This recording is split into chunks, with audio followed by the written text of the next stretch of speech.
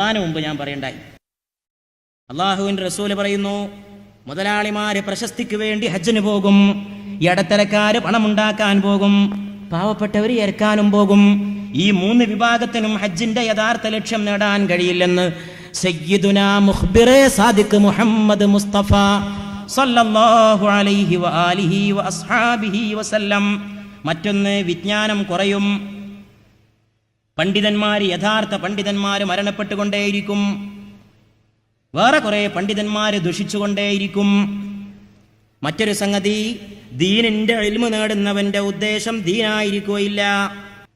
ദീനിന്റെ ഇൽമു നേടുന്നവന്റെ ഉദ്ദേശം ദീനായിരിക്കൂല. ഇത് നേരിൽ കണ്ട് അനുഭവിച്ചവനാ ഞാൻ പലയിടത്തും. എന്തിനാ ഈ പഠിക്കണമെന്ന് വെച്ചാൽ പറയും, ഉടനെ ഒരു ജോലി കിട്ടാൻ, ഒരു സദറാകാൻ. ഞാൻ ദീനീയ ഇൽമായിട്ട് ആലിമാകാന്ന് പറഞ്ഞവർ എത്ര ഉണ്ടാവും സഹോദര? ബിരുദം നേടി പുറത്തിറങ്ങാൻ കാത്തിരിക്കാണ് ബുക്ക് ചെയ്യാൻ.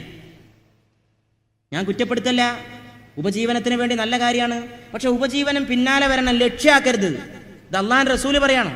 അള്ളാഹുവിന്റെ റസൂല് പറയുന്നു, ദീനീ ഉലൂമ് നേടുന്നവന്റെ ഉദ്ദേശം ദീനായിരിക്കില്ല, മറ്റു പല ഉദ്ദേശങ്ങളുമായിരിക്കും. പണ്ഡിതന്മാര് ദുഷിക്കും, അവർ ആകാശത്തിന് ചുവട്ടിലെ ഏറ്റവും വൃത്തികെട്ടവരായി തീരും. നടക്കണ്ടേ ഇതൊക്കെ പുലരണ്ടേ? പിന്നെ നിങ്ങളും ഞാൻ എന്തിനാ അത്ഭുതപ്പെടുന്നത്? ചിലതൊക്കെ കേൾക്കുകയും കാണുകയും ചെയ്യുമ്പോൾ സങ്കടപ്പെടാറുണ്ട്. ചിലപ്പോൾ നമ്മൾ ഒറ്റയ്ക്കിരുന്ന് ആലോചിക്കാറുണ്ട്. ചില നാട്ടിൽ നിന്നൊക്കെ ദീന് കൈകാര്യം ചെയ്യുന്ന, ദീനീയ ഉലൂമുമായി ബന്ധപ്പെട്ടവരുമായി കേൾക്കുന്ന ചില വർത്തമാനങ്ങളും വാർത്തകളും. പക്ഷെ ഇത് പുലരണ്ടേന്ന് എനിക്ക് അപ്പം തോന്നും. ഇത് നടക്കണ്ടേ? അള്ളാഹുവിൻ്റെ റസൂല് പറയാണ്, ആകാശത്തിന് താഴെയുള്ള ഏറ്റവും വൃത്തികെട്ടവർ. ഹദീസ് പറയുന്നത് ശർറു മൻ തഹത അദീമിസ് സമാ എന്നാണ്. ആകാശത്തിന് താഴെയുള്ള ഏറ്റവും നികൃഷ്ടരവരായിരിക്കും. ഭാര്യയെ അനുസരിക്കാൻ വേണ്ടി മാതാവിനെ ആട്ടിപ്പുറത്താക്കും. പിതാവിനെ, സ്നേഹിതനെ അനുസരിക്കാൻ വേണ്ടി പിതാവിനെയും ആട്ടിപ്പുറത്താക്കും. ഖിയാമത്ത് നാളിന്റെ ലക്ഷണങ്ങളാണ്. പിൻഗാമികൾ മുൻഗാമികളെ ശപിക്കാൻ തുടങ്ങും. മുമ്പുള്ളവരൊക്കെ മോശക്കാരായിരുന്നു പറയാൻ തുടങ്ങും. തമ്മാടിത്തത്തിന്റെ പേരിൽ ആളുകൾ ബഹുമാനിക്കപ്പെടാൻ തുടങ്ങും. മദ്യം വർദ്ധിക്കും. മദ്യം വർദ്ധിച്ചുകൊണ്ടേയിരിക്കുന്നു. മദ്യം വളമ്പാനുള്ള തീരുമാനങ്ങളും വർദ്ധിച്ചുകൊണ്ടേ പോണു. മദ്യം ഇന്ന് ലോകത്തൊരു സാർവത്രികമായ കാര്യമായി മാറിക്കൊണ്ടിരിക്കുന്നു. റസൂല് പറയുകയാണ്, മദ്യം വർദ്ധിക്കും. മറ്റൊന്ന്, കൊല വർദ്ധിക്കും. മനുഷ്യന്മാരെ കൊല്ലലേ. സംശയമുണ്ടോ സഹോദരന്മാരെ? ഇന്ത്യയിൽ ഓരോ ദിവസവും എത്ര ആളാണ് മരിക്കുന്നത്? രാവിലെ 7:25 പഞ്ചാബിൽ ഇന്നലെയുണ്ടായ ഒരു അനിഷ്ട സംഭവത്തിൽ 50 പേർ കൂടി കൊല ചെയ്യപ്പെട്ടിരിക്കുന്നു. മറ്റ് അനിഷ്ട സംഭവങ്ങളൊന്നും ഉണ്ടായിട്ടില്ല. ഇത് അനിഷ്ട സംഭവമൊന്നുമല്ല. ഈ 50 ആൾ മരിച്ചതേ, ബന്ധു പൊതുവേ സമാധാനപരമായിരുന്നു. 1-2 സ്ഥലത്ത് 2 പേർ മരിച്ചത് വെച്ചാൽ അത് അനിഷ്ട സംഭവവും സമാധാനപരമൊന്നുമല്ല. നമ്മളെ വാർത്തയുടെ സ്ഥിതി എന്താണ്? കശ്മീരിൽ ഇന്നലെ രാത്രി കർഫ്യൂവിൽ അയവ് വരുത്തിയിരിക്കുന്നു. അയവ് വരുത്തുമ്പോഴേ നമ്മളറിയുള്ളൂ, മുറുകുമ്പോൾ നമ്മളറിയില്ല. എന്താണ് കർഫ്യൂ? പുറത്തിറങ്ങാൻ പറ്റൂല, തോക്ക് ചൂണ്ടി നിൽക്കുകയാണ്. ഇന്ത്യ രാജ്യത്ത് പുറത്ത് കർഫ്യൂ കാരണം പുറത്തിറങ്ങിയാൽ പട്ടാളം വെടിവെക്കുമെന്ന് പേടിച്ചിട്ട് വാട്ടർ ടാപ്പിൽ നിന്ന് വെള്ളമെടുക്കാൻ കഴിയാതെ വീടുകൾക്കകത്ത് ദാഹിച്ച് പട്ടിണി കിടന്ന ആളുകൾ മരിച്ചു. ഇന്ത്യയിൽ വെള്ളം പുറത്തുണ്ട്, എടുക്കാൻ ഇറങ്ങാൻ കഴിയില്ല.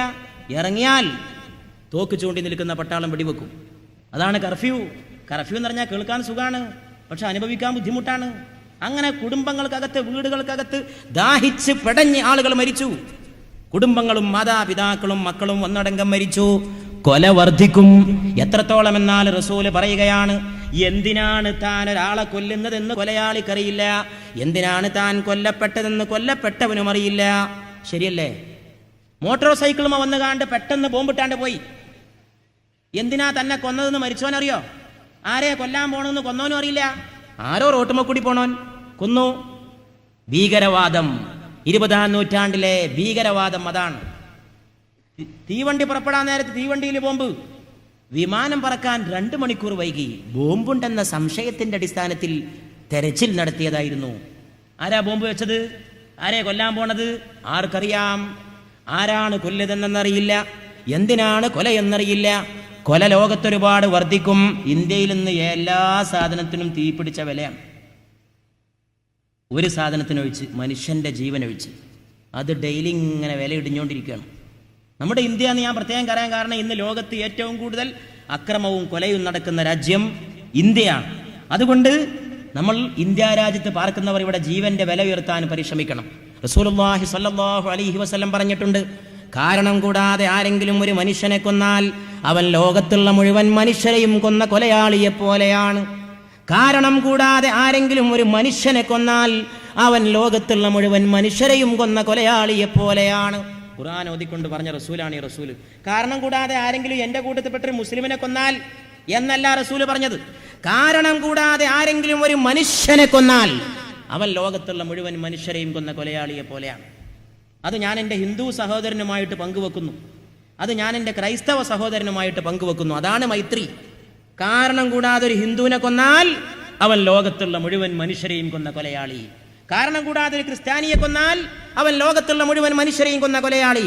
കാരണം കൂടാതെ ഒരു സിഖുകാരനെ കൊന്നാൽ അവൻ ലോകത്തുള്ള മുഴുവൻ മനുഷ്യരെയും കൊന്ന കൊലയാളി.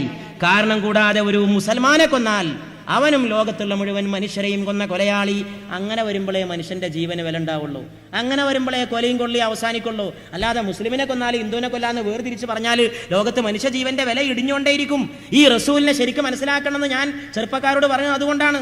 ഈ പ്രവാചകൻ സമുദായവാദിയായിരുന്നില്ല, ഈ പ്രവാചകൻ വർഗീയവാദിയായിരുന്നില്ല. എന്റെ സമുദായത്തിൽപ്പെട്ടവനെ കൊന്നാൽ നിങ്ങളൊക്കെ ലോകത്തുള്ളവരെ കൊന്നവരാണ് എന്ന് പറയുന്ന ഒരു സങ്കുചിത സമുദായവാദി ആയിരുന്നില്ല മുഹമ്മദ് മുസ്തഫ സല്ലല്ലാഹു അലൈഹി വസല്ലം. ഇസ്രായേലിൽ പാർക്കുന്ന യഹൂദികൾക്കൊരു വേദഗ്രന്ഥമുണ്ട്. സാന്ദർഭികമായിട്ട് ഞാൻ ഓർത്തു പോവാണ്. അതിൻ്റെ പേര് തൽമൂദ് എന്നാണ്. അതിലൊരു സ്ഥലത്ത് എഴുതി വെച്ച വാചകമാണ് എനിക്കിപ്പോൾ ഓർമ്മ വരുന്നത്.